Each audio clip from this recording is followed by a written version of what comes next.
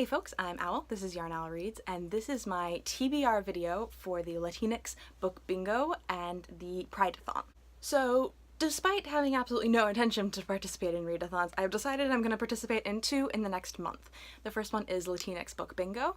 That takes place from September 15th to October 15th, which is also Hispanic Heritage Month. There's a bingo board full of challenges for this month-long readathon. I'm only sort of following it. Mostly I'm just going to try and read Latinx books during that month. I'm also participating in the Prideathon from the 23rd to the 29th of September, and for that I will only be reading Latinx books. And honestly, those are most of what I'm planning to read anyway. If I don't finish them during that 1 week of the Prideathon, that's still my TBR for the rest of the Latinx book bingo.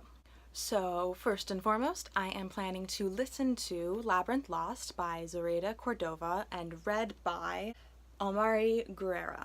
If you're wondering why I'm going to look at the back of all of these books, it's because I have a sticky note with like all of the representation on it.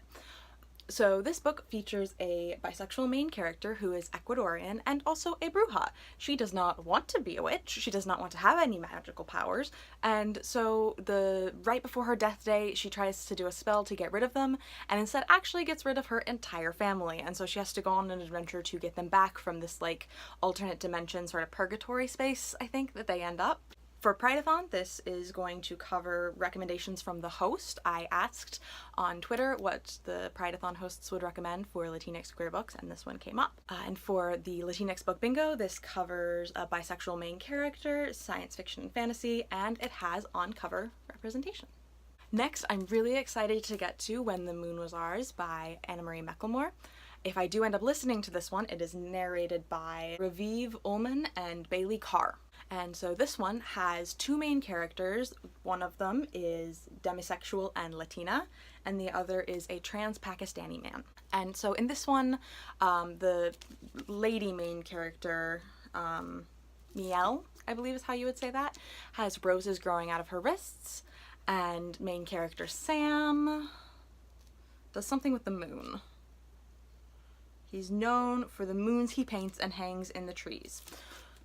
So, cool. They do magical things. For the Prideathon, this covers the challenges of a character that is more than human, and for the Latinx book bingo, this has trans rep and is magical realism. Next, I really want to get to Juliet Takes a Breath by Gabby Rivera, and again, I'm hoping to listen to the audiobook. Unfortunately, the audiobooks for both of these are only available on audio, so I can't get them through my library or through Scribd, however you say it.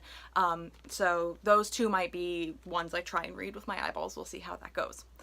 If I do end up listening to it, it's narrated by Lillian Clare, and this has Puerto Rican and lesbian representation. Juliet is from Brooklyn. She just came out to her mom. It didn't go well. And so she is going to Portland, Oregon to, I think, have an internship with her favorite author.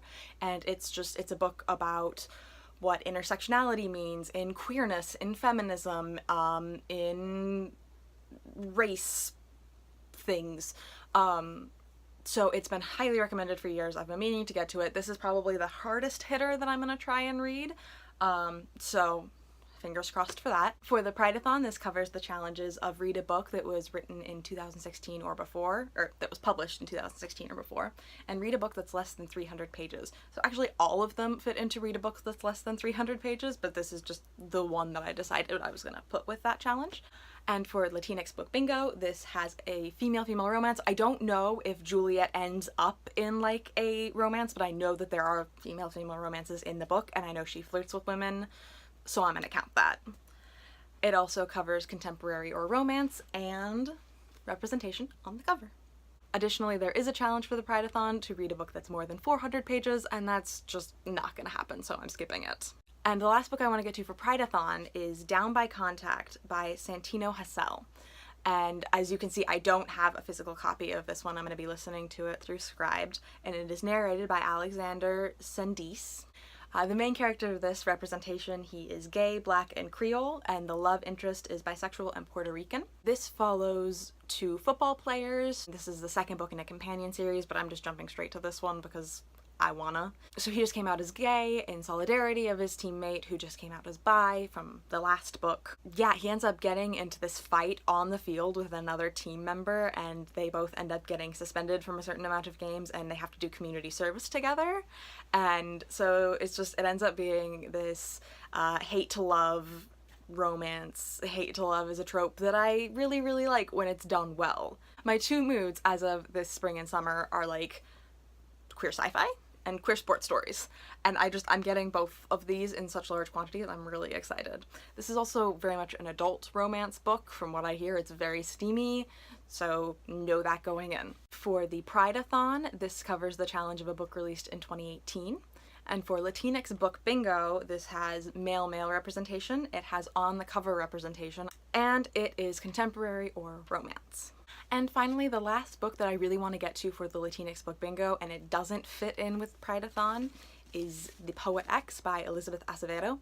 So I have actually already read this. I read it towards the beginning of the year. I listened to the audiobook, which is narrated by the author, and I love books in verse, I love slam poetry, and so this was just perfect for me. I loved the audiobook so much. I've only gotten a book from Page Habit once, and it was this book, and Page Habit annotates their books. So all of these sticky notes are comments from the author about what she was thinking during that page, or just some relation she has to the content there.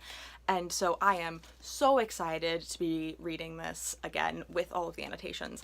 Not only that, but Elizabeth Acevedo is actually coming to the Portland Book Festival in November, and I really, really, really want to meet her there and have her sign my copy and maybe just talk to her about how lovely her poetry is. For Latinx Book Bingo, this covers the squares of poetry, on-the-cover representation, and Afro-Latinx representation. So there you have it. Those are the 5 books that I really want to get to over the month of September 15th to October 15th, and especially during the week of September 23rd to September 29th.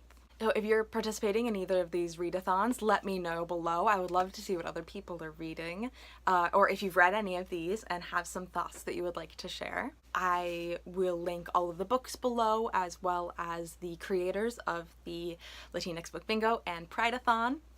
So you can go check out they both have Twitter pages, they both have their own announcement videos and all of that. I highly recommend you check out both of these readathons. If you have any questions or comments, you know where to put them. You can find me on other social media. I am on Instagram, Twitter, WordPress, and Goodreads, all under Yarnell Reads. And other than that, I hope you have a great evening. Well, or whatever time of day it is for you. Bye!